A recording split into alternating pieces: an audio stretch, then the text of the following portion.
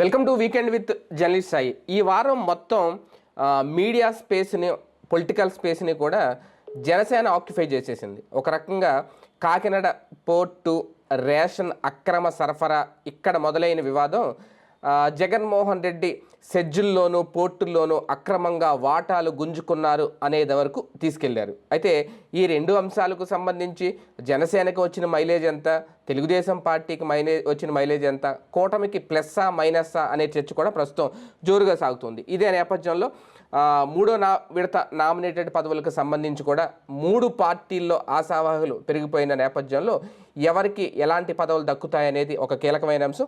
అలాగే IVRS calls ద్వారా ఇప్పటికే ఎమ్మెల్యేలకి, మంత్రులకి ఒక పరీక్ష పెట్టబోతున్నారు చంద్రబాబు నాయుడు గారు అనేది. అలాగే మహారాష్ట్ర కూటమికి సంబంధించి అక్కడ భారతీయ జనతా పార్టీ సాధించిన విజయం, ఫడ్నవీస్ ముఖ్యమంత్రిగా ఏర్పాటు చేయడం, మరికొన్ని అంశాలకు సంబంధించి చర్చించే ప్రయత్నం చేద్దాం ఇవాళ వీకెండ్ విత్ జర్నలిస్ట్ స్థాయిలో. సార్, ముందుగా చూసుకుంటే పవన్ రేజ్ చేసిన వివాదం ఒక రకంగా ఎవరి కొంప ముంచబోతోంది అనేది ఒక చర్చ.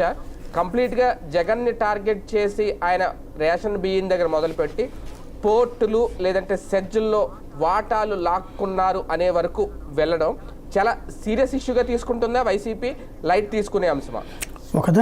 ఒకదానికి పొంతన లేనటువంటి అంశాలు ఈ రెండు కూడా. ఈ రెండింటిని ఒకదానికొకటి పొంతన పెట్టుకోవడం వల్లనే ఇష్యూ డైవర్ట్ అవుతుంది. పోర్టులో బియ్యం అన్నటువంటిది అక్రమ బియ్యం అనేటటువంటిదేమో యాంకరేజ్ పోర్టు ఆస్తులు లాక్కోవడమేమో ఇటు. ఓ రకంగా చెప్పాలంటే పవన్ కళ్యాణ్ చేసినటువంటి అంశాన్ని డైవర్షన్ ఇక్కడ జరిగింది. పవన్ కళ్యాణ్ రైట్ చేసింది ఏంటి? బియ్యం. ఇది జగన్మోహన్ రెడ్డి టైంలో ఏదో బియ్యం దాచుకుని వాటిని ఇప్పుడు విదేశాలకు ఎగుమతి చేయట్లా. ఇవాళ ఈ 6 నెలల్లో కూడా కాదు, ఏ నెలకి ఆ నెలే పంపించేస్తారు బియ్యం. అంటే ఈ ప్రభుత్వం వచ్చాక కూడా రేషన్ బియ్యం మామూలుగానే అక్రమ రవాణా జరిగిపోతుంది. దాన్ని ఎవరు ఆపలేరు. ఎందుకని అంటే 10 రూపాయలకి బియ్యం తీసుకునేటటువంటి 10 రూపాయలకి కొనుక్కున్నోడే అమ్మేస్తున్నాడు. అంటే రేషన్ బియ్యం ఇంటికి వచ్చిన దాన్ని అమ్మేస్తున్నాడు. అమ్మిన దాన్ని బ్రోకర్ కొంటున్నాడు, బ్రోకర్ మిల్లర్కి లేకపోతే ఎక్స్పోర్టర్కి ఇస్తున్నాడు, వాళ్ళు అమ్ముకుంటున్నారు. దీంట్లో ఎవరు ఆపలేరు. కాకపోతే ఇదివరకు జగన్ ఉన్నప్పుడు అదిగో బియ్యం మాఫియా అని చెప్పి విమర్శలు చేసినటువంటి తెలుగుదేశం తన అధికారంలోకి వచ్చినా దాన్ని ఆపదు. జస్ట్ మారతాయి అంతే. ఆ వ్యాపారాలు చేసే వాళ్ళ పేర్లు మారతాయి. లేదా వాళ్ళు కలిసినే వ్యాపారం చేస్తారు. వైసీపీ వాళ్ళు ఉంటారు, తెలుగుదేశం వాళ్ళు ఉంటారు. 60-40 వాటా పంచుకుంటారు. తెలుగుదేశం అధికారంలో ఉన్నప్పుడు వైసీపీ వాళ్ళకి 40 ఇస్తే, వైసీపీ అధికారంలో ఉన్నప్పుడు తెలుగుదేశం వాళ్ళకి 40 ఇస్తారు. ఎందుకని? ఈ ఇతర దేశాల్లో కొనేవాళ్ళు ఏంటి, ఈ నావీకి సంబంధించి నౌకలకు సంబంధించిన వ్యవహారాలు, వ్యాపారము ఒకరికి తెలిసి ఉంటుంది. ఈ సేకరించే కార్యక్రమం ఒకటికి తెలిసి ఉంటుంది. ఈ ఇద్దరి మధ్యన సమన్వయం చేసుకుంటేనే అక్కడికి పోతాయి. లేకపోతే సేకరించి ఇళ్ళల్లో పోసుకోలేరు కదా. కాబట్టి ఇందులో తిలాపాపం తలాపిడికడని అందరికీ ఉంటుంది. తద్వారా ఈ ప్రభుత్వ హయాంలో కూడా రేషన్ అవినీతి జరుగుతోంది. ఈ ప్రభుత్వ హయాంలో కూడా రేషన్ ఎక్కడికక్కడ అక్రమంగా కొంటున్నారు. ఈ కొనేవాళ్ళలో లోకల్గా ఉండేటటువంటిది ఎవడు కొంటాడు? వైఎస్ఆర్ కాంగ్రెస్ పార్టీ వాడు ఎవడన్నా కొంటాడు? ఈ టైంలో కొంటే వీళ్ళు కాళ్ళు ఎరగదీస్తారు. ఈ పార్టీకి సో వైసీపీ నేత కొన్నాడు అని పెద్ద హెడ్డింగ్లు వచ్చాయి. ఇప్పుడు కొనేదైనా అమ్మేదైనా ఎవడయ్యా అంటే తెలుగుదేశం వాళ్ళు, జనసేన వాళ్ళే ఉంటారు లోకల్గా. వీళ్ళ బ్రోకర్లో లేకపోతే వీళ్ళే ఉన్న ఆశ్చర్యపోనక్కర్లేదు. కాబట్టి ఇక్కడ తను ఒక సేవియర్గా, రక్షకుడుగా ప్రొజెక్ట్ చేసుకునేందుకు పవన్ కళ్యాణ్ దాన్ని హైలైట్ చేశాడు, బయట పెట్టాడు. నాదెల మనోహరు ప్రయత్నిస్తున్నాడు. ఇదేంటయ్యా అంటే ఓ రకంగా చెప్పాలంటే థర్డ్ ఆల్టర్నేటివ్గా ఎదగాలనుకుంటున్నటువంటి పవన్ కళ్యాణ్ అధికారాన్ని బేస్ చేసుకుని తను నెక్స్ట్ స్టెప్కి వెళ్తున్నాడు. ఏంటి అంటే ఎదగాలి అన్న ఉద్దేశంతో దానికి ఒక బేస్ని పెంచుకుంటున్నారు. ఆ బేస్లో ఏంటయ్యా అంటే తెలుగుదేశం వాడు తింటాడు, వైసీపీ వాడు తింటాడు. కాపాడే రక్షకుడు తను. ఇది ప్రొజెక్ట్ చేసుకుంటున్నారు. అది క్రమంగా పెరుగుతోంది. దాంట్లో భాగమే ఇది. ఎప్పుడైతే ఇది జరిగిందో అక్కడ ఏది కొండబాబు ఎవరు? తెలుగుదేశం పార్టీ ఎమ్మెల్యేనే కదా. తనని నన్ను మందలించలేదని ఆయన చెప్పుకోవాల్సి వచ్చింది. అక్కడ మీరందరూ ఏం చేస్తున్నారని కదా ఆయన అడిగింది. అందులో అధికారులు ఎవరు? ఇప్పుడు ఉండే వాళ్ళందరూ ఇప్పుడున్న ప్రభుత్వం మాట వినేవాళ్లే కదా. పోనీ జగన్ ఏమైనా తీసుకొచ్చి పెట్టిన వాళ్ళు ఎవరన్నా ఉన్నారు అక్కడ? ఈవెన్ ఆ పోర్టు నడిపిస్తున్నది కూడా తెలుగుదేశం వచ్చాక తెచ్చుకున్నట్టుంది. నిన్న హర్ష్ కుమార్ చెప్పాడు కదా, ఎవరు అధికారిని తీసుకొచ్చి పెట్టారు, ఇంతకుముందు వైసీపీ హయాంలో సస్పెండ్ అయిన అధికారిని అని. అంటే టోటల్గా తమ అధికారులే, తమ నాయకులే, తమ బియ్యమే. అంటే అధికార పక్షం చేస్తుంది. అలాగని డైరెక్ట్గా తెలుగుదేశంని ఏమనలా తెలివిగా. తెలుగుదేశాన్ని అనకుండా జగన్ టైంలో నుంచి ఇది జరుగుతోంది, దీనికి అసలైన వాళ్ళని పట్టుకోవడానికి ఎందుకు ఆగుతున్నారు అంటూ ఆగ్రహంతో రగిలిపోయారు పవన్ కళ్యాణ్. ఈ ఆగ్రహాన్ని ఎగ్జిబిట్ చేశారు, బాగా ఫోకస్ అయింది. ఇందులో వైసీపీ వైపుకి మీడియా ద్వారా ప్రయత్నించారు, కానీ వైసీపీ వెంటనే రైజ్ చేసిన ప్రశ్న, ఇప్పుడున్నది ఎవరు? సివిల్ సప్లైస్ మంత్రి Nadella మనోహరు, civil supplies corporation Janasena, అట్లాగే అక్కడ పట్టుబడింది కాకినాడ, ఆ ఏరియా అంతా కూడా తెలుగుదేశం జనసేన ఉంది. ఇంకా ఇంకోటి చెక్ పోస్టులన్నీ కూడా ప్రభుత్వానికి సంబంధించిన చెక్ పోస్టులన్నీ కూడా ఈ ప్రభుత్వంలోనే, మరి అక్కడికి ఎట్టెళ్ళి మీరు తేల్చండి అని అడిగింది. దాంతో ఇక్కడ డిఫెన్స్ ఎవరికి పడింది? అధికార పక్షాందే. ఈ ప్రభుత్వం వచ్చాక కూడా అక్రమ బియ్యం లేదా అక్రమ రవాణా జరిగిపోతానే ఉంది. ఇందులో నాడు వైసీపీ నేలెత్తి చూపెట్టింది, ఇవాళ ఈ ప్రభుత్వం చేస్తుంది అన్నటువంటి జనంలోకి వెళ్ళడం బిగినైంది. ఇప్పుడు దీన్ని డైవర్ట్ చేయడానికి అర్జెంటుగా పుట్టుకొచ్చింది కాకినాడ పోర్టు. అది వాళ్ళ కొత్తగా వచ్చిన అంశమా? కాదు. ఇంకొకటి, కాకినాడ పోర్టులో ఇప్పుడు ఇందులో పవన్ ఇరుకుని పెట్టేటటువంటి అంశం అవుతుంది. ఎందుకనంటే టీవీ రావు అనేటటువంటి వ్యక్తికి ఒకప్పుడు మెలోడీ వెంకటేశ్వరరావు గారు అంటారు, ఆయనకి సంబంధించిన ఆయనకి అకస్మాత్తుగా ఇలా 100 కోట్ల రూపాయల డబ్బులు ఎక్కడి నుంచి వచ్చినాయి, కాకినాడ పోర్టు ఆయన ఎట్ట కొనగలిగాడు, ఓ ప్రభుత్వ పోర్టు తీసుకెళ్లి కాకినాడలో ఉన్నటువంటి పోర్టు ఆయనకి ఎట్ట రాసి ఇచ్చేశారు అని నిలదీసింది ఆనాడు ఇదే పవన్ కళ్యాణ్. 2018లో అదే కాకినాడలో పెద్ద ఎత్తున రోజు మాట్లాడారు, దాదాపు 4-5 రోజుల పాటు మాట్లాడారు. ఎక్కడి నుంచి వచ్చిన మెలోడీ వెంకటేశ్వరరావు డబ్బులు, ఎట్లా ఇచ్చారు, ఎట్లా రాసి ఇచ్చారు అన్నటువంటిది. అదే మెలోడీ వెంకటేశ్వరరావు లేదా అదే టి వెంకటేశ్వరరావు గురించి ఇవాళ పవన్ కళ్యాణ్ ఉన్న క్యాబినెట్లోనే చంద్రబాబు నాయుడు గారు ఏమన్నారు, ఆయన ఆస్తిని జగన్మోహన్ రెడ్డి లాక్కున్నాడు, ఓ 41% తీసుకెళ్ళి అరబిందోకి ఇచ్చేశాడు అంటే ఇప్పుడు పవన్ కళ్యాణ్కి ఎలాంటి ఇరకాటం? జగన్ తినేశాడు, జగన్ లాక్కోబోయాడు అన్న రూట్లో జగన్ విమర్శించాలా, లేదు అసలు చంద్రబాబే ఆయనకి ఇచ్చిపెట్టాడు లేదా వైసీపీ వాళ్ళ భాషలో చెప్పాలని దోచిపెట్టాడని చంద్రబాబు గారిని తప్పట్టాలా? ఇది ఒక సందిగ్ధ స్థితి. మీరు చూస్తే జనసేన వాళ్ళు ఎప్పటికీ బియ్యమే మాట్లాడుతున్నారు, కోర్టు గురించి మాట్లాడట్లా. ఆ టి వెంకటేశ్వరరావు గురించినో లేకపోతే జగన్ 41% అరబిందో తీసుకుందో దాని గురించి మాట్లాడట్లా. తెలుగుదేశం వాళ్ళు ఇది మాట్లాడుతున్నారు. ఇవి కాదు సార్, ఒకటి ఇక్కడ ఈ రెండు అంశాలుగా మాట్లాడుకుంటే ఎందుకు అలా రేషన్ బియ్యం గురించే మాట్లాడుకుంటున్నారంటే, రేషన్ బియ్యం సమస్య పూర్తిగా ప్రజా సమస్యగా చూస్తున్నారు. ఈ పోర్ట్లు, సెజ్జులు, ఇందులో వాటాలు ఇది కేవలం రాజకీయ సమస్యగా చూస్తున్నారు. అయితే రేషన్ బియ్యం అక్రమ రవాణాని అడ్డుకునే ప్రయత్నం ఒక రకంగా పవన్ కళ్యాణ్ గారు నిజాయితీగా చేస్తే అది ఈ కూటమి ప్రభుత్వంలో సాధ్యమవుతుందా అనే ప్రశ్న కూడా ఉంది. లేదంటే ఇది కూడా ఏదో ఒక కమిటీ వేసో ఇప్పుడుగా చెప్తున్నారు వాళ్ళకి అప్పచెప్పాం వీళ్ళకి అప్పచెప్పాం సిబిసిఐడి విచారణ చేస్తారు, అంతటితో ఆగిపోతా. అంటే బేసిక్గా ఒకటి దీంట్లో దాన్ని ఏమంటారు, కొండని తవ్వి ఎలకని పట్టుకోవడం తప్పించి ఏం చేయలేం. ఇప్పుడు బియ్యానికి సంబంధించి ఎక్స్పోర్ట్కి బ్యాన్ ఉందా? లేదు. నేను బియ్యం కొనుక్కోకూడదని ఎవరు నిషేధిస్తున్నాడు? నాకు ఒకటి తెచ్చి బియ్యం అమ్మాడండి, అది రేషన్ బియ్యమా కాదని దాని మీద ఏమన్నా రాసి ఉంటుందా? బియ్యం మీదన నాకు ఒకటి తీసుకొచ్చి బియ్యం అమ్ముతున్నాడు, నువ్వు కొనుక్కోకూడదని ఒక వ్యాపారస్తుడికి ఎట్ట చెప్తావు? రేషన్ సంచుల్లో తీసుకొచ్చిస్తే కొనుక్కుంటే నేరం, అది ఎట్లా ధృవీకరిస్తారు? అది రేషన్ బియ్యమే అంటే ఏంటి ప్రాతిపదిక? రేషన్ బియ్యానికి ఏమైనా ప్రత్యేక రంగు, రుచి, వాసన ఉంటాయా?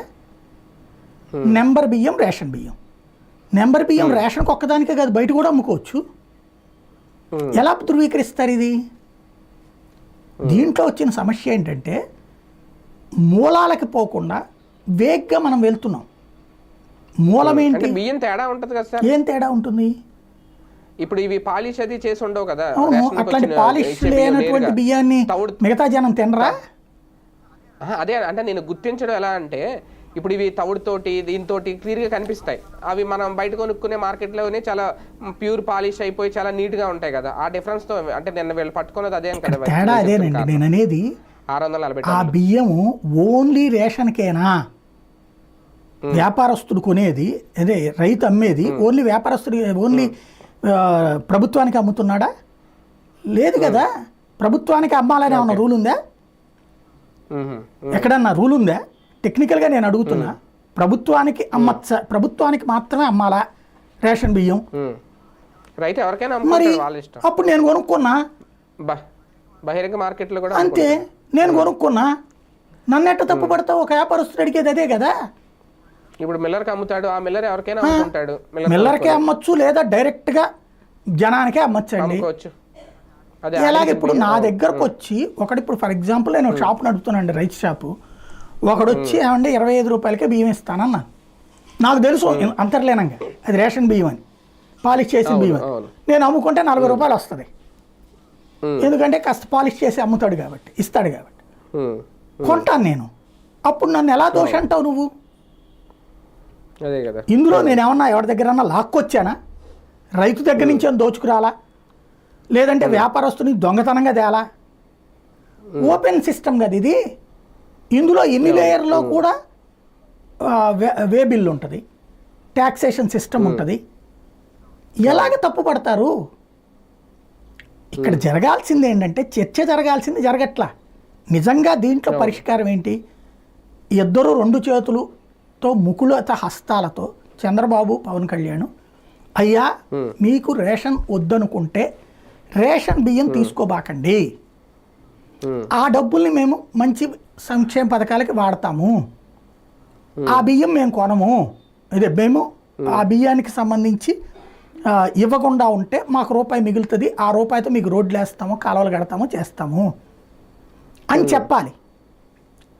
కానీ ఆ మొక్కి ఈ రోజు వరకు నేను ఈ వీడియో ఇప్పటికీ 10 సార్లు చేసుంటా. ఇద్దరు ఆ ప్రయత్నం చేస్తున్నారా? అంటే దీంట్లో రాజకీయం చూస్తున్నారు, లేదంటే లాభ నష్టాలు చూసుకుంటున్నారు. ఇంతకుముందు కూడా నేను చాలాసార్లు చెప్పాను, రేషన్ బియ్యం ఆపితే రైతు పొట్ట కొట్టినట్టు. రైతు కూలీ, దళారీ, రైస్ మిల్లరు, వ్యాపారి, ప్రజలు, అట్లాగే దీని మీద ఆధారపడ్డ కోళ్ల ఫారాలు, దీని మీద ఆధారపడ్డటువంటి చేపల చెరువులు, దీని మీద ఆధారపడ్డటువంటి విదేశాలకు ఎక్స్పోర్టర్లు, దీని మీద ఆధారపడ్డటువంటి 10-15 సెక్టార్లు దెబ్బతింటాయి. ఇది ఇప్పుడు కేంద్ర ప్రభుత్వానికి తెలియదా? ఇవాళ కొత్త విషయమా? దశాబ్దాల తరబడి ఉంది. కానీ ఒక తప్పు వలన ఇంతమంది బతుకుతున్నారు. ఇది తప్పు అనడానికి కూడా లేదు. ఓ రకంగా చెప్పాలంటే 10 రూపాయలకి ప్రజలు అమ్ముకునే బియ్యం 43 రూపాయలు కేంద్ర ప్రభుత్వం డబ్బులు ఖర్చు పెట్టుకుంటోంది. ఈ 43 రూపాయలు అన్నటువంటిది మాత్రమే మనకి ఇక్కడ మెయిన్ పాయింట్. కానీ దాని మీద ఇంతమంది బతుకుతున్నారు. ఇప్పుడు రోడ్డు మీదన ఒక షాప్ పెట్టుకుంటాడండి, ఆ పక్కన ఉన్నటువంటి హోటల్ ఓనర్ కోపం వస్తుంది, నేనేమో పెద్ద ఇది పెట్టాను, ఏసీలు పెట్టాను, మ్యూజిక్ బాక్సులు పెట్టాను, అడ్వర్టైజ్ చేసుకున్నాను, సీట్లు పెట్టాను, ఇంత పెడితే నా దగ్గరకు వచ్చేటప్పటికి 50 మందో 100 మంది వచ్చి కూర్చుంటారు. అదే నా పక్కన ఉన్నటువంటి రోడ్డు మీద ఆక్రమించుకుని 4 రాళ్ళు వేసుకుని కాలువ మీదన బండి పెట్టుకున్నటువంటి వాడి దగ్గరికి రోజుకి 1000 మంది వచ్చి తినిపోతున్నారు. నేనేమో ఇంత చేస్తే నాకేమో 5,000 రూపాయలు రోజుకి మిగులుతుంటే వాడికి రోజుకి 3,000 రూపాయలు ఏమీ లేకుండా మిగులుతుందని కడుపు రగిలిపోతుంది అతనికి. ఇలాంటి ఈర్ష్య, అసూయ వ్యవస్థ ఇది. అంతకు మించి ఇందులో ఎవరికి నష్టం, ఎవరికి లాభం? ప్రభుత్వానికి నష్టం. కానీ దీనివల్ల బాగుపడుతున్నటువంటి 10 వర్గాల్ని చూసినే నాడు అటల్ బిహారీ వాజ్పేయి అయినా మీరు ఒక్కసారి గుర్తుకు తెచ్చుకోండి నినాదాలు. పందికొక్కుల్లా తినేస్తున్నారు ఉపాధి హామీ బియ్యం అన్నది మాట్లాడింది ఎవరు ఆ రోజున? రాజశేఖర్ రెడ్డి, తెలుగుదేశం అధికారంలో ఉన్నప్పుడు. తర్వాత రాజశేఖర్ రెడ్డి వర్గం అంటే రాజశేఖర్ అధికారంలో ఉన్నప్పుడు ఉపాధి హామీని మేసేస్తున్న రాజశేఖర్ రెడ్డి అన్నది ఎవరు? తెలుగుదేశం పార్టీ. అంటే ఆ రోజున కూడా ఇదే బియ్యమే కదా. బియ్యం గొడవ ఇవాళ కొత్తది కాదు. ఇది పరిష్కరించడానికి కావాలంటే చిత్తశుద్ధి ఉండాల, సామాజిక అవగాహన ఉండాలి. అంటే ఇవాళ మనం ఇది కాక ఇంకొకటి పంట పండించడం రాని రైతు, పండని భూమి. ఇప్పుడు చిన్న ఎగ్జాంపుల్ అండి, ఎర్రచందనం మీ ఇంట్లో పెట్టుకొని పండుద్దని చూద్దాం, గంధం చెక్క మీ ఇంట్లో పెట్టుకొని పండుద్దని చూద్దాం. లేకపోతే అదేంటది దాన్ని ఏమంటారు, మష్రూమ్స్ మీరు ఇంట్లో పండించేయగలుగుతారా? లేదు. దేని వాతావరణం దానికే ఉంటుంది. ఇప్పుడు గంజాయి ఆ ఏజెన్సీ ఏరియాలోనే పండుతుంది, శీలావతి గంజాయి. మణిపూర్ ఏరియాలో ఒక రకమైన డ్రగ్స్ మొక్కలు పండుతాయి. అట్లాగే ఎర్రచందనం ఆ ఏరియాలోనే పండుతుంది. ఏది మన తిరుపతి ఆ ప్రాంతాల్లోనూ భౌగోళిక స్వరూపమే. అట్లాగే ఇలాంటి బియ్యం కొన్ని ఏరియాలోనే పండుతాయి. అక్కడ ఇంకో బియ్యం పండదు, అక్కడికి సన్న బియ్యం వేసిన పండదు వాళ్ళకి. మరి వాళ్ళు ఏం చేయాలి? అవును. మానేసి కూర్చోవాలా? వాళ్ళ బ్రతుకులేంటి? కాబట్టి వాళ్ళు పండిస్తారు. పండించిన తర్వాత దాన్ని అట్టాగే వదిలేస్తే వాడు పండించి ఏం చేయాలా? రైతు ఆత్మహత్యలు చేసుకోవాలి. కాబట్టి ప్రభుత్వం కొంటుంది. ఫ్రీగా ఏం కాదు కదా, వాళ్ళ దగ్గర కొంటుంది కదా ప్రభుత్వం. కొని అదే ప్రభుత్వం మళ్ళీ పేదలకు ఇస్తుంది. ఎందుకని? అసలు తిండి లేనటువంటి వాడికి. ఒకప్పుడు ఇదే తినేవాళ్ళం మనందరం. తర్వాత మనలో కొంచెం సౌకుమార్యం పెరిగాక సన్నబియ్యం అరుగుతున్నాయి కానీ ఎరగట్లేదు, మనకి కడుపు నొప్పి వస్తున్నాయి. అవును. యాక్చువల్గా ఒకప్పుడు మా చిన్నప్పుడు అయితే రేషన్ బియ్యమే మెయిన్ బియ్యం, దాంతోనే ఆరోగ్యం కూడా. అవి వదిలేసి సన్న బియ్యం పెట్టినప్పటి నుంచి తినడం మానేసి దీంట్లో నుంచి తీసిన తౌడుతో తయారు చేసేటటువంటి దాన్ని ఏమంటారు, గంజితో తయారు చేసినటువంటి అప్పట్లో గంజి వారబోసేవాళ్ళం. గంజి వారబోసి అన్నం వండేవాళ్ళు. ఇప్పుడు ఆ గంజిని తీసుకొచ్చి సూప్ అనే పేరుతో మనకి స్టార్ హోటళ్లలో తింటా ఉంటాం అనమాట. అవునవును. కానీ ఒకటిసారి ఇక్కడ ఈ బియ్యం తరలింపులో దీన్ని అక్రమ రవాణా అని తేల్చేసినట్టేనా? నిజంగా అది అక్రమ రవాణా అనుకుంటే రేపటి నుంచి కంప్లీట్గా ఇంకా విదేశాలకి మన రేషన్ బియ్యం సరఫరా అవ్వకుండా ఆపేయాలా? ఇద్దరు కూర్చుని ఆ పని అన్న చేస్తారు. ఇప్పుడు ఒకటండి, మనం ఒక ఉద్యమకారుడుగా మాట్లాడేటప్పుడు ఒక రకం ఉంటుంది. ఇప్పుడు నేనే ఉన్నాను, కాలేజీ దశలో నాలో కొన్ని ఆవేశాలు ఉంటాయి. అదేంటి ఇదేంటి అన్నటువంటి కసిరేగిపోయేది చాలా అంశాల మీద. కాలక్రమంలో ఇప్పుడు రిజర్వేషన్ లాంటి వాటి మీద ఆ రోజుల్లో కోపం ఉండేది నాకు. ఎందుకని? మనకు అవకాశాలు పోతున్నాయి అని. కానీ క్రమంగా కొన్నాళ్ళు పోయాక నేను ఎదుగుతూ ఉన్నప్పుడు, నేను ఉద్యోగం చేస్తూ ఉండగా సమాజాన్ని చూసినప్పుడు పాపం అసలు వాళ్ళ జీవితాలు ఏంటి, వాళ్ళ జీవితాల్లో ఇన్నేళ్లకు కూడా వివక్ష ఎదుర్కొంటున్నారే, వాళ్ళకి రిజర్వేషన్ లేకపోతే అసలు ఎట్ట బతుకుతారు అనే ఆలోచన పెరిగింది నాకు. అంటే నాలో కాలక్రమం నేర్పినటువంటి పాఠం ఇది. అట్లాగే సామాజికమైనటువంటి అవగాహన ప్రతి అంశం మీదన ఉండాలి. వేగ్గా మనం ఆ టైంలో ఆవేశపూరితంగా మాట్లాడేయడము, ఒక రాజకీయ నాయకులు స్థితప్రజ్ఞతతో ఆలోచించకపోతే, ఇప్పుడు ఫర్ ఎగ్జాంపుల్ సంక్షేమ పథకాలు దోచి పెడుతున్నాడు, కూర్చోబెడుతున్నాడు, దాన్ని ఏమంటారు, దాన్ని వాళ్ళని కూర్చోబెట్టి మేపుతున్నాడు, ఇంకో పదం మీద వాడారు కదా, సోమరిపోతులు. రైట్, సోమరిపోతులుగా మార్చేశాడు, ఇది మాట్లాడుతూ వచ్చారు. ఇవాళ రోజున అది లేకపోవడం వలన వ్యాపారస్తుల పరిస్థితి ఏంటి? ఇవాళ వ్యాపారాలు నడుస్తున్నాయా? ఇదివరకు జగన్ ఆ సంక్షేమ పథకాలు ఇచ్చినప్పుడు ఈ వ్యాపారులకి నాకు బాగా గుర్తు అనమాట. నేను వీడియో కూడా చేసే అంతకుముందు వ్యాపారులు నాతో మాట్లాడినప్పుడు ఆ గుమస్తాలకి 10,000 15,000 వేసి అడుగుతున్నారు. ఒక్కొక్కడు ఒళ్ళు కొవ్వెక్కిపోయి కొట్టేసుకుంటున్నారు. జగన్ గారు ఇచ్చే సంక్షేమ పథకాలను చూసి వాళ్ళకి ధైర్యం వచ్చేసింది అని మాట్లాడేవాడు. డబ్బులు ఎక్కువైపోయినాయి, సోమరిపోతులు చేస్తున్నాడు అన్నటువంటిది. రైట్. అంటే వాళ్ళ కొట్లో ఇదివరకు 6,000 7,000 ఇచ్చేది ఇప్పుడు 10,000 అడిగేటప్పటికి వాడి మీద వచ్చిన కోపం జగన్కి వ్యతిరేకత కింద మారింది. గుడ్. ఇవాళ అదే వ్యాపారస్తుడు మళ్ళీ మాట్లాడుతుంటే వ్యాపారాలు ఎక్కడ ఉన్నాయండి? ఇదివరకైతే ఆ డబ్బులు వేసినప్పుడు ఏదో వచ్చుకునేవాడండి. బట్టల కొట్లు, ఎలక్ట్రానిక్స్ కొట్లు, 2 వీలర్స్ కొట్లు, బంగారపు కొట్లు, హోటల్స్ ఇవాళ సఫర్ అవుతున్నాయి. దానికి సాక్ష్యం -10% జిఎస్టీ. ఇదివరకు జిఎస్టీ కరోనా టైంలో డౌన్ అయితే కూడా బ్యానర్ హెడ్డింగ్లు పెట్టారు పత్రికలు. ఇవాళ ఎవడన్నా వార్త రాశాడండి జిఎస్టీ ఇట్లా డౌన్ అయిందని? సాక్షి వాడు తప్పించి. అంటే ఇది మనలో ఆలోచన తీరు ఇప్పుడు మారాలి. మనం సంక్షేమ పథకాలు ఇవ్వకపోతే రేపు పొద్దున పరిస్థితి. రేపు ఇప్పుడు ఇంకా మిగిలిన సంక్షేమాన్ని కూడా లాగేస్తామా మనం? బియ్యం ఇప్పుడు వాళ్ళకి ఏదో 10 రూపాయలు మిగులుతుంది దాంట్లోనే, అది కూడా తీసేస్తామా? ఎక్కడికి పోతాం మనం? ఇటు ఇది మొన్న ఒక గొడ్ల కాపరి నాకు అప్పుడప్పుడు ఫోన్ చేస్తూ ఉంటాడు అనమాట, తన ఏరియాలో జరిగి. అతను చెప్తున్నాడు, మేము ఈ గొడ్లకి ఇదే అన్నం వండుతామండి, కూరలు ఇదే మన అదేది గడ్డి తీసుకొచ్చే దానితో ఖర్చుతో పోల్చుకుంటే ఇది బెటర్గా ఉంటుంది మాకు అన్నటువంటి. దీంట్లో కాసిన సజ్జలు జొన్నలు కూడా వేస్తామండి, మంచి పాలు వస్తాయి అప్పుడు అన్నటువంటి. అంటే వాళ్ళకు ఉపయోగపడుతుంది. కోళ్ళ ఫారాల వాళ్ళు వాడుతున్నారు ఇది. దాణా మామూలు దాణా కంటే బియ్యం దాణా బెటర్గా ఉందట. కాబట్టి వాళ్ళు కొంటున్నారు. ఇప్పుడు ఇలా కొనే వాళ్ళందరినీ దొంగలన్నామా? ఈ సెక్టార్లలో వీళ్ళు ఎవరన్నా ఇందులో బాపుకునేది ఎవరు? ఎస్, అమ్మేవాడు బాపుకుంటాడు. వ్యాపారస్తుడు ఇది కాకపోతే ఇంకో వ్యాపారం చేస్తాడండి. వ్యాపారం ఎందుకు మానేస్తాడు? దీనికి పరిష్కారం ఏంటి? ఈ డబ్బులు వాళ్ళకి ఇచ్చేయడం జనానికి. అప్పట్లోనే పవన్ కళ్యాణ్ గారు చెప్పారు కదా, రేషన్ బియ్యం డబ్బులు ఇచ్చేద్దామని. అదే మొక్క జగన్మోహన్ రెడ్డి చెప్తే జగన్ని రచ్చ చేసి వదిలిపెట్టారు, నాశనం చేస్తావు నువ్వని ఆ రోజున. ఇవాళ వీళ్ళు ఏం మాట్లాడట్లా, ఏంటి పరిష్కారం అనే దిశగా లేరు ఇక్కడ. అదే కదా. కానీ ఈ బియ్యం విషయంలో ఫైనల్గా పొలిటికల్గా ఏమైనా మైలేజ్ వచ్చిందా? జనసేనకి తెచ్చుకున్నారా పవన్ కళ్యాణ్? ఖచ్చితంగా. ఇక్కడ ఏంటంటే పవన్ ఏది చేసినా సూపర్ అని ఫీల్ అయ్యేటటువంటి కార్యకర్తలు ఉంటారు. వాళ్ళబ్బా మావాడు అదేది సీజ్ ద షిప్ అంటూ దాన్ని బాగా హైలైట్ చేసుకుంటారు. బాగా వైరల్. కాకపోతే ఇక్కడ సమస్యల్లో ఏంటంటే ఇలాగ పోస్ట్ పెట్టినటువంటి వాళ్ళలో 100కి 90% మంది వాళ్ళ ఇంట్లో వాళ్ళ తల్లులు అదే బియ్యాన్ని తీసుకుని అమ్ముతుంటారు. అదే అవును. ఇది రేపు పొద్దున ఇది ఆపేస్తే వాళ్ళ ఇంట్లో అడుగుతారు అప్పుడు. కాబట్టి ఇక్కడ అది తెలియని తరం, అది వాళ్ళని ఏం అనలేం మనం. అంటే ఒకట్లే అండి, చాలా మందికి తెలియదు కూడా అసలు ఏం జరుగుతుంది అనేది.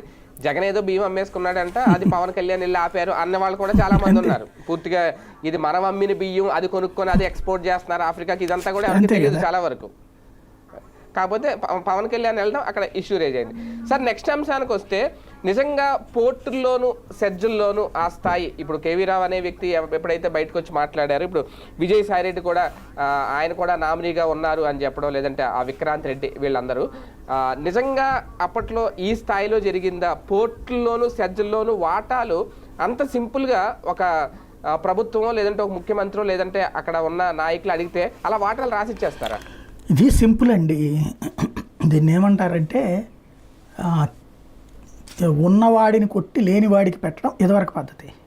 ఇప్పుడు లేనివాడిని కొట్టి ఉన్నవాడికి పెట్టడం. ఖచ్చితంగా ప్రతి ప్రభుత్వాలు ఆంధ్రప్రదేశ్లో మీడియా దాసోహం, media one sided journalism, media నిష్పాక్షికతను చంపేసుకున్నటువంటి వైనంతో ఇలాంటివన్నీ సాధ్యమవుతున్నాయి. నిజాయితీ వార్తలు చచ్చిపోయి మనకి నచ్చిన నాయకుడు ఎట్లా చెప్తే అట్లా అతను ఏం చేసిన రైట్ అని దాని చుట్టూ అల్లుకోవడం వల్ల జరుగుతుంది. దీంట్లో సాక్ష్యం ఏంటంటే, ఇదివరకటి రోజుల్లో తెలుగుదేశం పార్టీ అధికారంలో ఉన్నప్పుడు మనకి నిజాం దక్కన్ షుగర్ ఫ్యాక్టరీలు ఉండేవి, హనుమాన్ షుగర్స్ ఉండేది. వీటిట్లలో రెగ్యులర్ మెయింటెనెన్స్ చేతకాక కొంత నష్టం వచ్చింది. అదే సందర్భంలో అక్కడ ఏం జరుగుతుంది, దాంట్లో ప్రధానమైనటువంటి అంశము దానికి ఆస్తులు ఉంటాయి, భూములు ఉంటాయి. ఈ భూమి అమ్మితే ఆ ఫ్యాక్టరీ నడిపించవచ్చు. కానీ ఆ ప్రయత్నం చేశారా? చెయ్యకపోగా ఇట్లాగ కోఆపరేటివ్ సెక్టర్ అంటే రైతులు రూపాయి వేసుకుని పెట్టిన ఫ్యాక్టరీలు అవి, రైతులు ఇచ్చినటువంటి సొమ్ములతో పెట్టిన ఫ్యాక్టరీలని ప్రైవేట్ వాళ్ళకి ఇచ్చేశారు. ఆ ప్రైవేట్ వాడు ఏదో నడిపేస్తాడని భావించారు. అప్పట్లో మీకు గుర్తుంటే రాజశేఖర రెడ్డి అసెంబ్లీలో రచ్చరచ్చ చేసింది ఏది, ఈ నిజాం షుగర్స్ ఇవన్నీ ఇచ్చారు, కేసీఆర్ వీళ్ళందరూ కూడా రచ్చ చేశారు. అది తీసుకున్నటువంటి వాళ్ళు ఏం చేశారు, దాన్ని ఒక 1-2 ఏళ్ళు నడిపారు. నిదానంగా నష్టాలు వస్తున్నాయన్న పేరుతో ఆ భూములు అమ్మేసుకున్నారు, వాళ్ళు డబ్బులు సంపాదించేసుకున్నారు. ఇక్కడ ఎవరు నష్టపోయారు? ఆ రైతు నష్టపోయాడు. లాభపడింది ఎవరు? ప్రైవేటు వ్యక్తులు. మరి ప్రభుత్వ సొమ్ము ప్రైవేట్కి ఎట్ట దారాదత్తం చేసావు? ప్రభుత్వం చేతిలో చట్టం ఉంది, చేసేసారు అంతే. Simple logic. రెండవది, మీకు అప్పట్లో స్పోర్ట్స్ జరిగినాయి హైదరాబాద్లో, గచ్చిబౌలి ఏరియాలో. గచ్చిబౌలి డెవలప్ అయింది, అట్లాగే స్పోర్ట్స్ స్టేడియాలతో పాటుగా ఆ ప్రాంతంలో అపార్ట్మెంట్లు అవన్నీ కట్టారు. వీళ్ళు వచ్చిన వాళ్ళకి ఆటగాళ్ళందరికీ ఉండటానికి అవన్నీ కూడా. అవన్నీ ఎంతకు అమ్మేశారండి? అయ్యాన వేలం వేసి అమ్మారా? ఒకసారి చెక్ చేయండి. 6 లక్షలకి 7 లక్షలకి. ఇవాళ అక్కడ ఎంత 2 కోట్లు 3 కోట్లు ఉంటుంది. ఎవరికి ఇచ్చేసారు? అయ్యి మన వాళ్ళకి ఇచ్చేసుకున్నారు. అట్లాగే మరొకటి మన కళ్ళ ఎదురుగుండా Vijayapal dairy, Sangam dairy, Chittoor dairy, Visakha dairy, ఇవన్నీ ఎవరి అండి? ఎవరి సొమ్ము? అదంతా ప్రైవేట్ వాళ్ళ సొమ్మే కదా, పబ్లిక్ సొమ్ము కదా. వాళ్ళందరూ రూపాయితో పెట్టినటువంటివే కదా. ఆస్తులు కూడా ఉన్నాయి కదా. మరి ఆస్తులు ఉన్నప్పుడు దాంట్లో జీతాలు ఇవ్వలేని పరిస్థితి వచ్చింది, కష్టాల్లో ఉన్నాయని కొంతకాలం పాటు హడావిడి చేస్తారు. ఇప్పుడు విశాఖ స్టీల్ ప్లాంట్ అమ్మేయడానికి ఎట్లాంటి గేమ్ ఆడుతున్నారు అట్లాగే. తర్వాత ఏం చేస్తారు? వీటిని తీసుకెళ్ళేసి ప్రైవేట్ వాళ్ళకి ఇస్తారు. మరి అప్పటిదాకా ప్రభుత్వ రంగంలో నష్టం వచ్చింది, ప్రైవేట్లోకి వచ్చాక ఎట్లా లాభం వచ్చిందండి? ఇవాళ విశాఖ దాంది అతను అంతకుముందు తెలుగుదేశం వాళ్ళు వీళ్ళందరూ కూడా తీసుకున్న వాళ్ళందరూ. అదే అతను వైసీపీలోకి రాగానే ఇప్పుడు అతను దాని మీద శాసనసభ పక్ష కమిటీ వేశారు విశాఖ, దాంట్లో అవకతవకలు జరిగింది. మరి అదే సంగం డైరీ మీద జగన్ వేస్తే తప్పు అన్నారు. ఇక్కడ ఎవరి చేతిలోకి వెళ్ళిపోయినాయి? ఇవి ప్రైవేట్ ఆస్తులు ఆయా వ్యక్తుల చేతిలోకి వెళ్ళిపోయినాయి, ఆ కుటుంబాల చేతిలోకి వెళ్ళిపోయినాయి. దాని ద్వారా పార్టీల్ని నడిపించుకోవడం లేదా వాళ్ళు ఎదగటం, ఎమ్మెల్యేలు ఎంపీల స్థాయికి వాళ్ళు సిద్ధపడటం. ఇది ఎవరి సొమ్ము? వాళ్ళ జేబులోంచి 10 పైసలు పెట్టుబడి ఉందా? కానీ నడిచిపోయింది. అట్లాంటిదే ఇది కూడా. ఇప్పుడు గంగవరం పోర్టు తెలుగుదేశం టైంలో అవును. ప్రభుత్వం అనుమతి ఇచ్చింది. ఎవరి భూములు అండి అయ్యి? ప్రైవేట్ భూములు. ఎంతకి? వ్యక్తులని ఆ రోజున కాల్పులు కూడా జరిగినాయి. ఒక్కొక్కరికి 10 లక్షల రూపాయలు ఇచ్చి భూమి తీసేసుకున్నారు, మత్స్యకారులు పంపించేశారు. ఓకే. ఆ సంస్థని ప్రైవేట్ సంస్థ అది. దాన్ని అంటే దాన్ని ఏదంటారు, చిన్న చేపను పెద్ద చేపను తిమింగలం తిన్నట్టు గంగవరం పోర్టు సామాన్యుల నుండి ఆ పోర్టుని అప్పుడు పెట్టారు, వాళ్ళ నుండి అదాన్ని తినేశాడు. ఇప్పుడు అంటే రూపాయి పేర్చుకొస్తే చిన్న స్థాయిలో సామాన్యుడి దగ్గర నుంచి ఒకళ్ళు తింటారు. వీళ్ళు ఒక రకంగా చెప్పాలంటే రిచ్చే, మల్టీ రిచ్ కాదు. ఈ మల్టీ రిచ్ బ్యాచ్ వచ్చి వీళ్ళని తినేస్తారు అక్కడ వాళ్ళు. అట్లాగే కృష్ణపట్నం పోర్టు, కాకినాడ పోర్టు, ఏంటివన్నీ ఎవరికి వెళ్ళినాయి? ఎక్కడో ఎందుకు చెప్పండి. ఇప్పుడు గవర్నమెంట్ డబ్బులతో కట్టిన పోర్ట్లు, అండర్ కన్స్ట్రక్షన్లో ఉన్న పోర్ట్లు ఎవరికి ఇస్తున్నారు? అయ్యి ప్రైవేట్కి. ఎందుకు ఇస్తున్నారు? అంతే, ఇచ్చేస్తాం, నష్టం లేకుండా ఉంటుంది, బాగా చూసుకుంటారు. అంటే ప్రభుత్వం బాగా చూసుకోదా?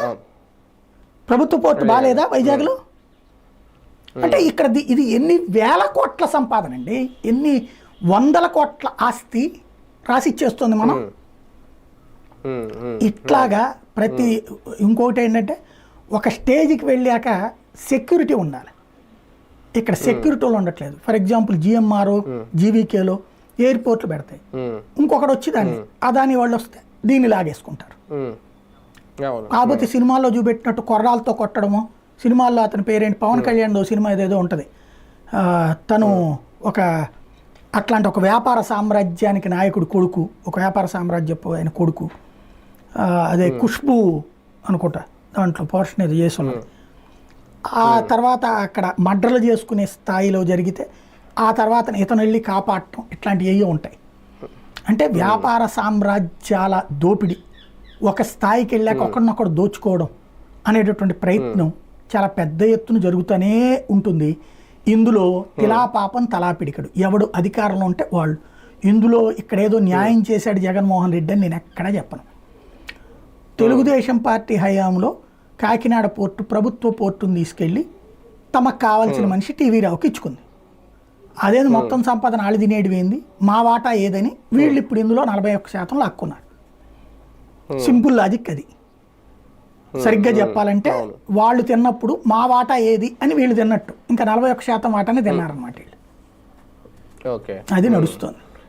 కానీ ప్రైవేట్ వ్యక్తుల్లోనే ఒక పోటీయా సార్ ఇది? ఇప్పుడు అరబిందోకో లేదంటే అదానీకో మొత్తం కట్టబెట్టేశారు జగన్మోహన్ రెడ్డి అనేది. ఇప్పుడు వీళ్ళు వస్తే వీళ్ళు ఇంకొకరిని కొత్తగా ఎవరైనా ప్రైవేట్ పరం చేయడం ఒకటి, లేదంటే గత వ్యక్తుల్ని మార్చే ప్రయత్నంలో ఇలాంటి ఆరోపణలు చేయడం ఒకటి జరుగుతుంది అనుకో. ఆంధ్రప్రదేశ్ రాజకీయంలో ఒక దౌర్భాగ్యకరమైన దాన్ని మీడియా లేకపోతే మేధావులు కూడా మౌనంగా ఉండి లేదా దాని గురించి అసలు చర్చించట్లేదు.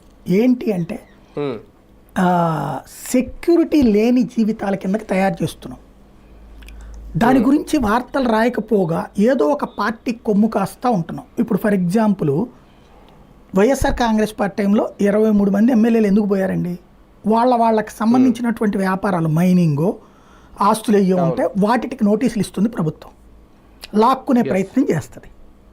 వాళ్ళు వెళ్ళి అట్లా లొంగిపోతే వదిలేసింది. దెన్ జగన్మోహన్ రెడ్డి వచ్చాడు. ఆ సిద్ధా రాఘవ రెడ్డిని ఎలా లాక్కొచ్చారు? ఇప్పుడు గొట్టిపాటి రవికుమార్ది అటుకి తీసుకెళ్లారు, అట్లాగే సిద్ధా రాఘవరావుని వీళ్ళు పట్టుకొచ్చారు. వీళ్ళు కొంతమంది మైనింగ్ ఇవాళ ఎట్లుందంటే మైనింగ్ ఇవాళ తెలుగుదేశం అధికారంలోకి వచ్చిందా మొత్తం వీళ్ళు లాక్కుంటారు, రేపు వైసీపీ అధికారంలోకి వచ్చిందా మొత్తం వాళ్ళు లాక్కుంటారు. అంటే ఇది ప్రభుత్వ సంపద, లీజు, వ్యాపారం ఇట్టేం లేదు. వ్యాపారం చేసేవాడు ఏదో ఒక రాజకీయ పార్టీ నాయకుడికి బానిసలాగా పనిచేయాలి. వీడు వ్యాపారం ఏం చేయడు, రాజకీయ నాయకుడు ఇట్లాంటి దందా చేసి డబ్బులు ఎవడో సంపాదిస్తే వాడి దగ్గర నుంచి వాటా తీసుకుంటాడు. ఇప్పుడు ఇసుక ఏంటండి, ప్రభుత్వం అమ్మదు, పేరుకి ప్రభుత్వం, ఎక్కడికక్కడ రీచ్లే కదా, ఎవడు తింటున్నాడు? ఇవన్నీ వాస్తవంగా ప్రభుత్వాలు మారినప్పుడల్లా చివరికి ఇప్పుడు ఏ స్థాయికి వచ్చేసామండి? రేషన్ షాపులు కూడా ప్రభుత్వం మారినప్పుడు కొత్త వాళ్ళకి ఇచ్చేసుకోవాలా? అదే కదా. తర్వాత అదేంది ఉద్యోగాలు కూడా అవుట్ సోర్సింగ్, ఈ ఉద్యోగాలు కూడా మార్చేసుకోవాలా? ఎక్కడికి పోతున్నాం మనం అంటే ఆంధ్రాలో ఏదో ఒక అంటే అధికారంలో ఉండేవాడికి బానిసగా పనిచేస్తే నువ్వు బతుకుతావు. లేదు ఈ అధికారంలో ఉన్నోడి వల్ల నువ్వు సఫర్ అయ్యావా, పోయి ప్రతిపక్షం వాడి దగ్గరికి పో, వాడు అధికారంలోకి రావాలని కోరుకో, అప్పుడు వాడు వచ్చాక మళ్ళీ నీకు వస్తాయి. ఇదేది మళ్ళీ నీ కష్టంతోనే నువ్వు బతుకుతావు, కానీ నీ కష్టం చేయడానికి కూడా నేను బతకనీయరు. ఇలాంటి విచిత్రమైన పరిస్థితుల్లోకి వెళ్తుంటే నిర్మాణాత్మక చర్చ కాకుండా ఎంతసేపటికి అర్థం పర్థం లేని మాటలతో, అర్థం పర్థం లేని వార్తలతో నడుస్తున్న ఆంధ్రప్రదేశ్. కానీ నిజంగా ఇప్పుడు వెనక్కి ఇవ్వడం ఏమైనా జరుగుద్దా సార్? అది సాధ్యం అవుతుందా? ఇప్పుడు నిన్న చంద్రబాబు నాయుడు గారు కూడా అన్నారు కదా, ఇటువంటి ఇది తుపాకీలు పెట్టి గన్నలు పెట్టి బెదిరించి మరీ వాటాలు తీసుకున్నారంటే అవన్నీ రికవరీ చేస్తాం, దానికి సంబంధించి అన్న ఒక చట్టం కూడా తీసుకొస్తాం అవసరమైతే అని. బేసిక్గా ఒకటి చట్టపరంగా అయితే కుదరదు. ఇప్పుడు అరబిందోని బెదిరిస్తున్నారు. ఇప్పుడు 108లో అంతకుముందు అంటే ఇప్పుడు కేవీ రావు గారు ఏదో చెప్పారు, నా వాటా లాక్కున్నారని. ఇప్పుడు కాకినాడ పోర్టులో ఆయన వాటా ఏమైనా ఉంటే నిజంగా లాక్కుంటే ఇప్పుడు ఆ పోర్టును మళ్ళీ తిరిగి ఆయనకి ఇచ్చేస్తారా? ఇప్పుడు ఆయన చేతిలోనే ఉంది పోర్టు. 61% ఆయన చేతిలో ఉంది, 59%. అవతల తీసుకుంది 41%.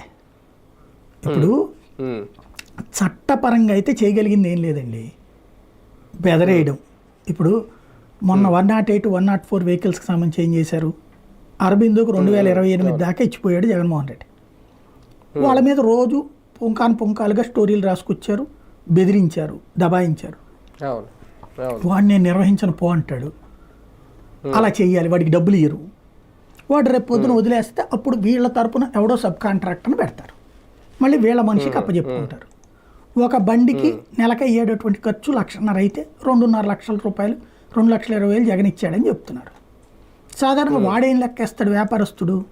ఈ రన్నింగ్లో కనీసం ఓ 15-20% ఫెయిల్యూర్ అవుతాయి. అవి రిపేర్లు చేయించుకోవాలంటే అయ్యే ఖర్చు లెక్కేస్తాడు వాడు.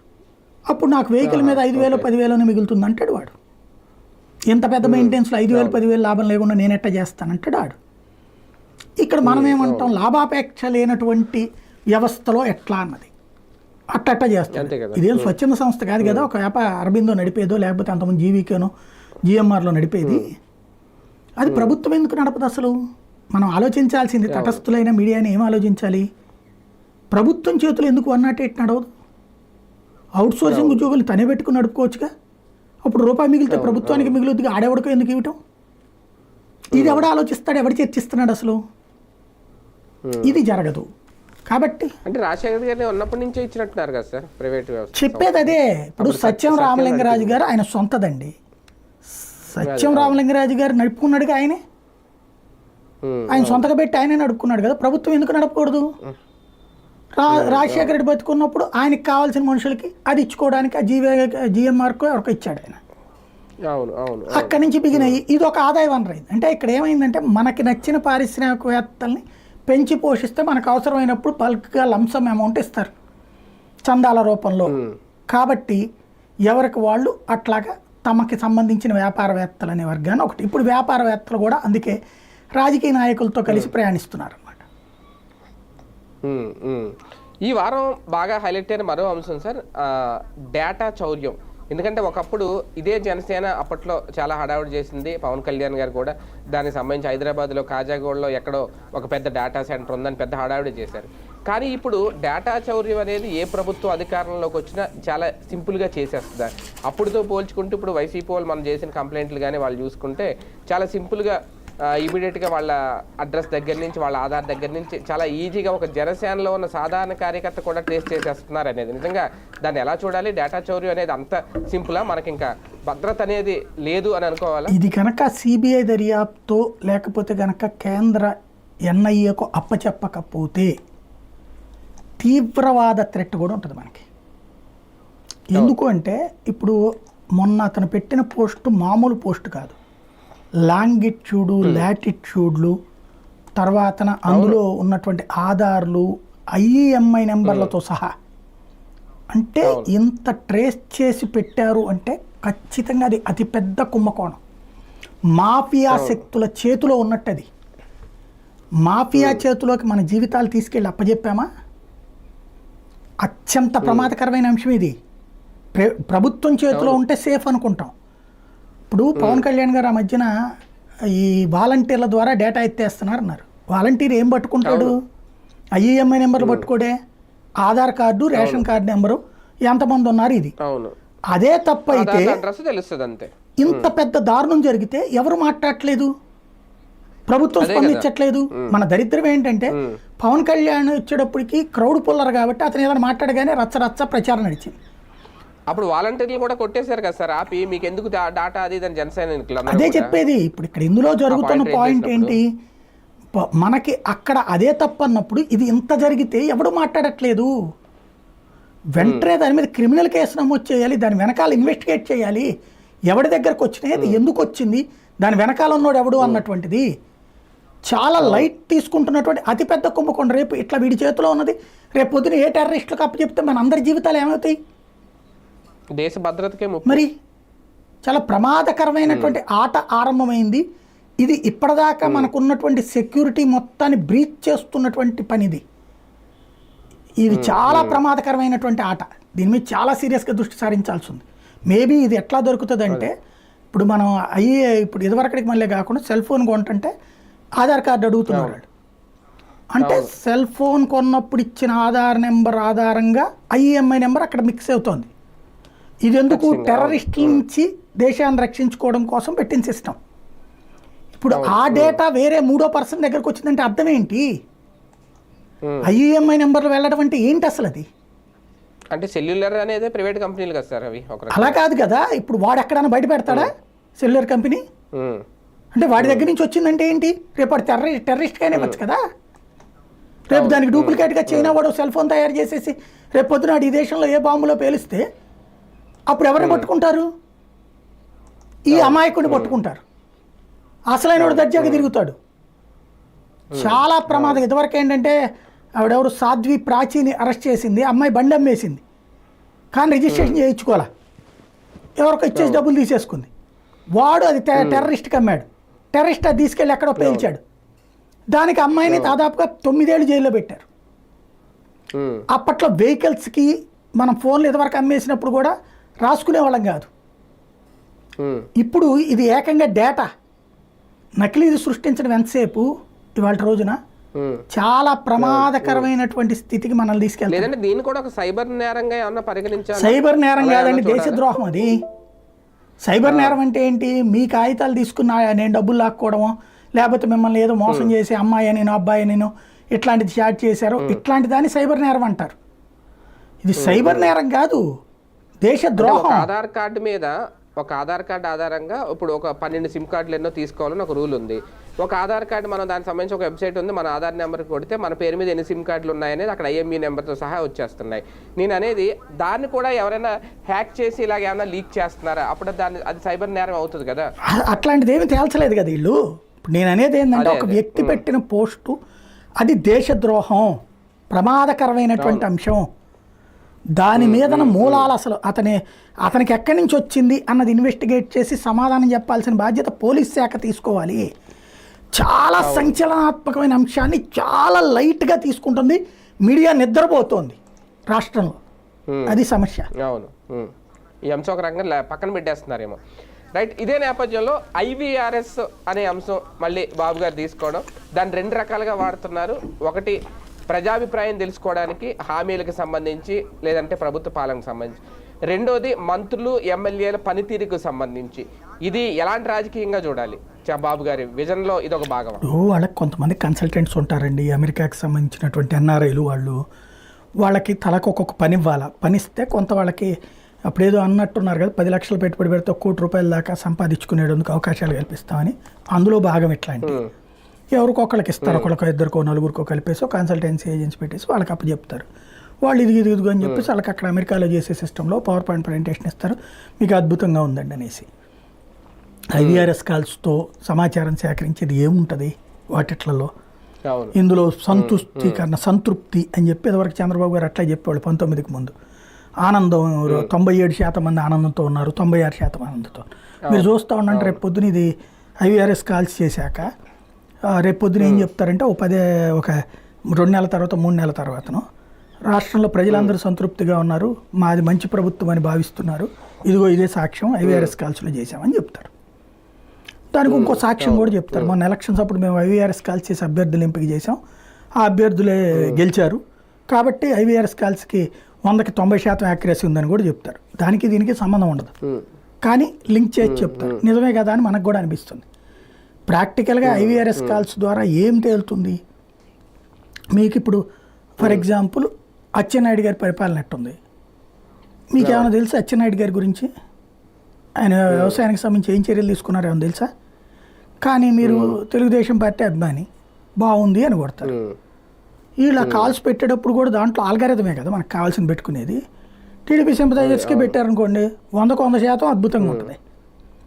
ఓ 10% మందికి తటస్థులకు కాలు పెట్టారనుకోండి వాళ్ళు ఏమో నాకు తెలియదు అంటారు. బాగుందన్నోడు 97%, తెలియదు అన్నోడు 9%, 1% వ్యతిరేకించారని పెడతారు. ఇట్లాగే ఉంటాయి రేపు పొద్దున్న సర్వేలన్నీ కూడా.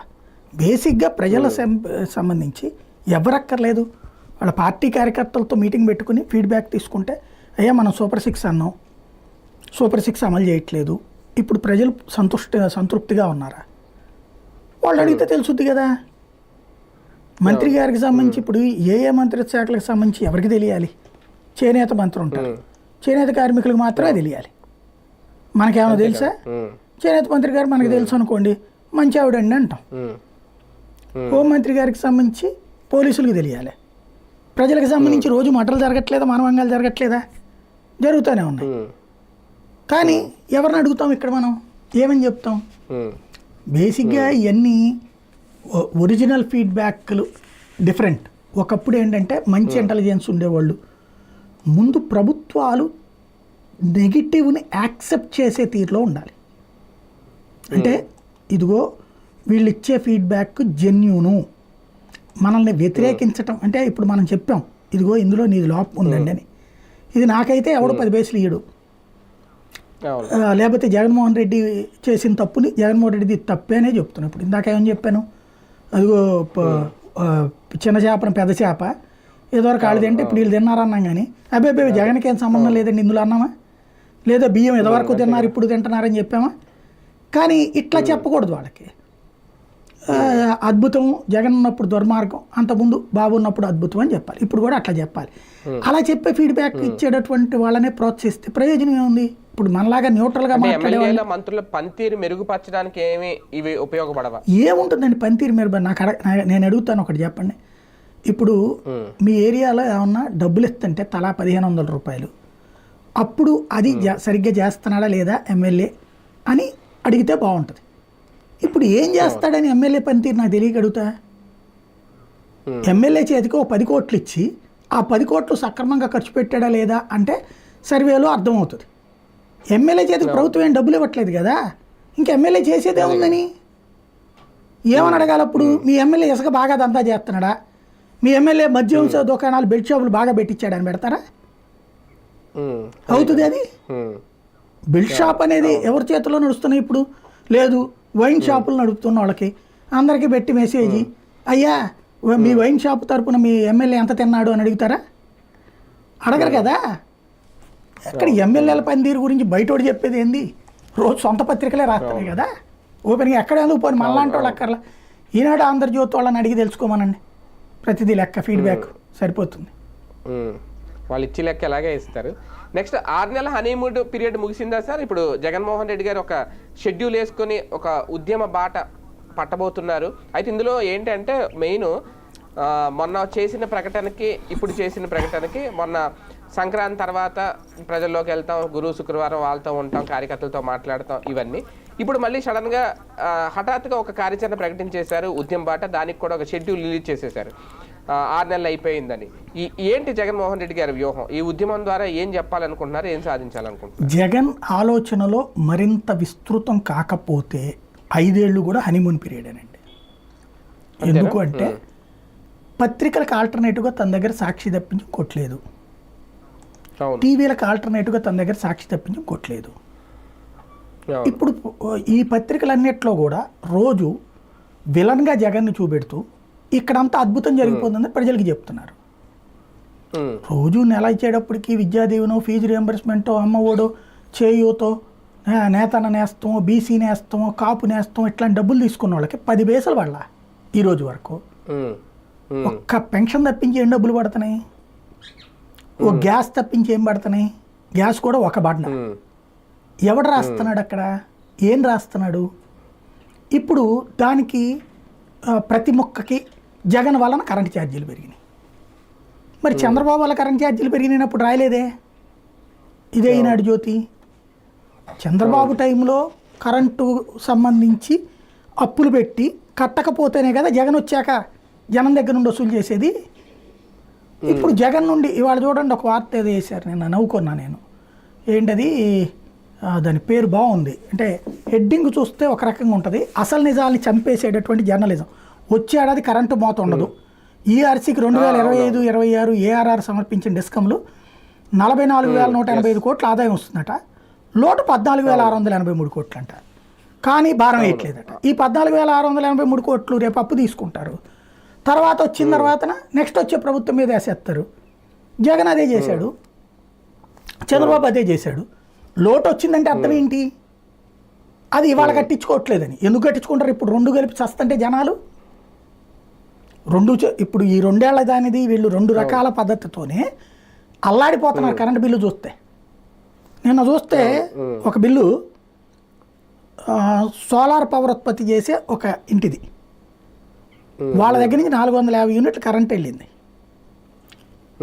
వాళ్ళకి 600 యూనిట్లు ఏమో గాలింది. అంటే 170 యూనిట్లు ఎక్స్ట్రా గాలింది. 170 యూనిట్లు ఇంటూ 6.5 రూపాయలు, ఇంతవరకు 900 అవుతుంది. కానీ బిల్లు 1900. 2024లో అడ్జస్ట్మెంట్ అంట 300 అంట, 24 అడ్జస్ట్మెంట్ 450 అంట. అదేదో కరెంట్ సెస్ అంట.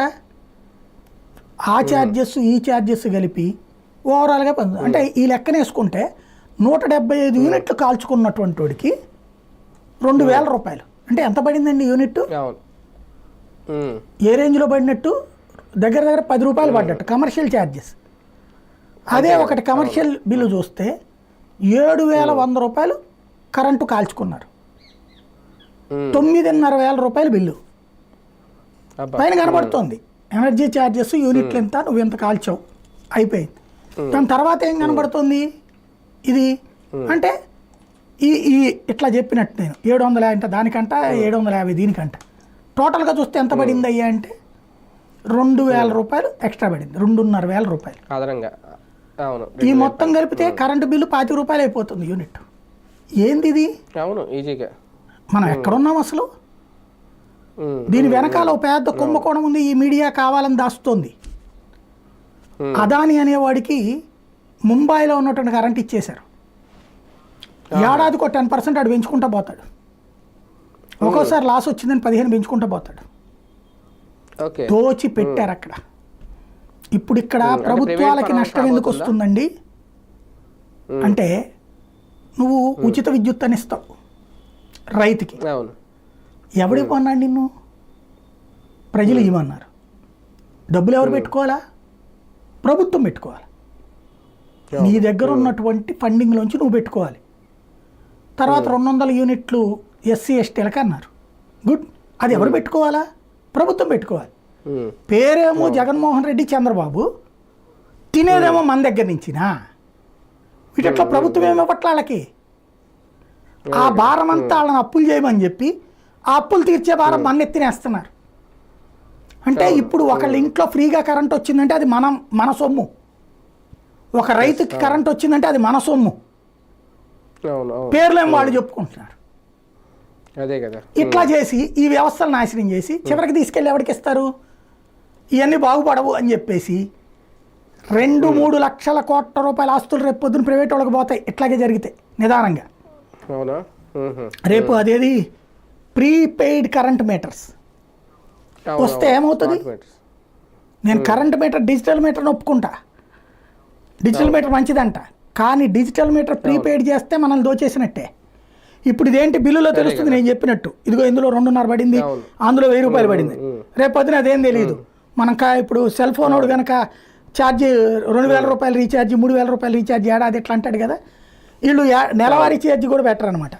500 రూపాయల కరెంటు, 1000 రూపాయల కరెంట్ అని పెడతాయి. ఇప్పుడు పెట్రోలు మోడీ అదే గేమ్ నడిపాడు, కాసేపు పెంచాడు, కాసేపు తగ్గించాడు. అదే అవుతుంది సార్. అప్పుడు 325 రూపాయలు రీఛార్జ్ చేస్తే 120 150 టాక్ టైం వచ్చేది, సగం పోయేది. రేపు పొద్దున్న ప్రీపెయిడ్ వచ్చిన అదే వస్తుంది. మీరు ఒక 1000 రూపాయలు కడితే ఒక 500 రూపాయల యూనిట్ మీకు ఇస్తారు. అది రేపు పొద్దున్న చేయబోతుంది. ఛార్జీల రూపంలో దానికి మనల్ని మానసికంగా సిద్ధం చేస్తా. ఈ పాపం అంతా జగన్దని చంద్రబాబు, ఈ పాపం అంతా చంద్రబాబు అని జగన్ మాట్లాడుకుంటారు. మధ్యలో మనల్ని నడి రోడ్డు మీద నుంచోబెడుతున్నారు. మేధావులు, తటస్థులు దీని గురించి చర్చ జరపట్లేదు. సమాజంలో చైతన్యం చచ్చిపోయిందండి. ముందు ఇదివరకు కమ్యూనిస్టులు మాట్లాడేవాళ్ళు, కాస్త ఏ జయప్రకాష్ నారాయణ లాంటి వాళ్ళు, ఏడి లక్ష్మీనారాయణ లాంటి వాళ్ళు మాట్లాడేవాళ్ళు. ఇప్పుడు ఎవరికి వాళ్ళు కూడా బాకాలు ఓదడంతో సరిపోయారు. సమాజం ప్రస్తుతం అంటే ఈ పేపర్లను నమ్మాల్సి వస్తుంది. వీళ్ళేమో తాబేదారులుగా తయారయ్యారు. ప్రస్తుతం ఆంధ్రప్రదేశ్కి అదే శాపం. ఇప్పుడు ఈ ఉద్యమాల ద్వారా, ఈ పోరాటాల ద్వారా అయినా ఇవన్నీ లేవనెత్తారా జగన్ గారు? ఆయన లేవనెత్తుతాడు కానీ వినేది ఎవడు, పట్టించుకునేది ఎవడు? ఆయన పేపర్లో రాస్తే చదవరు, ఆయన టీవీలో రాస్తే చూడరు. ఏమవుతుంది? ప్రయోజనం ఏంది? కవరేజ్ ఉండదేమో. ఆయన రేపు పొద్దున్న ఆయన ఉద్యమానికి కవరేజ్ ఉండదేమో, సాక్షి తప్ప. సహజంగా ఇంకెవరో పట్టించుకోరో. సోషల్ మీడియాలో హడావిడైతే జరగాలి అంతే. సార్, ఫైనల్గా మహారాష్ట్ర రాజకీయం ద్వారా భారతీయ జనతా పార్టీ రాజకీయ వ్యూహం కనిపించిందా, లేదంటే ఎక్కడ తగ్గాలో అక్కడ తగ్గాల్సిన పరిస్థితి షిండే ముందుకు వచ్చింది కాబట్టి ఆయన తగ్గారా? బేసిక్గా షిండే అనేటటువంటి వ్యక్తికి తన స్థాయి ఏంటో తనకి తెలిస్తే ఈ గొడవంతా ఉండేది కాదు. వాస్తవంగా ఎందుకు మహారాష్ట్రలో షిండేకి ఇచ్చింది? ఇప్పుడు అతనికితో పాటుగా అతనికి కొన్ని పదవులు ఇస్తే అప్పుడు అవసరం బీజేపీకి. ప్రభుత్వం ఏర్పాటుకి 104 సీట్లే ఉన్నాయి కాబట్టి 50 మంది 41 మందిని వేసుకుని వచ్చాడు. వాళ్ళు షిండేకి సీఎం ఇస్తే వాళ్ళని బయటికి పోకుండా చూసుకుంటాడు. అంటే శివసేన నుంచి ఎమ్మెల్యేలను తీసుకుని బయటికి రావడమే ఆయన స్థాయి ఏమో అక్కడ. అంతే, అంతవరకే కదా. ఇప్పుడు సమస్య ఎట్లా వచ్చిందంటే ఆ తర్వాత ఎదుగుదల తను చేసుకోగలిగాడా? పార్టీని చీల్చడం గొప్ప కాదండి, దాన్ని నడిపించడం గొప్ప. మీరు తెలుగుదేశం పార్టీని చూస్తే నాదెళ్ల భాస్కర్రావు చీల్చారు కానీ పార్టీని తను నడపలేకపోయాడు, దెబ్బతిన్నాడు. అదే చంద్రబాబు తీసుకున్నారు, తను నడపగలిగారు.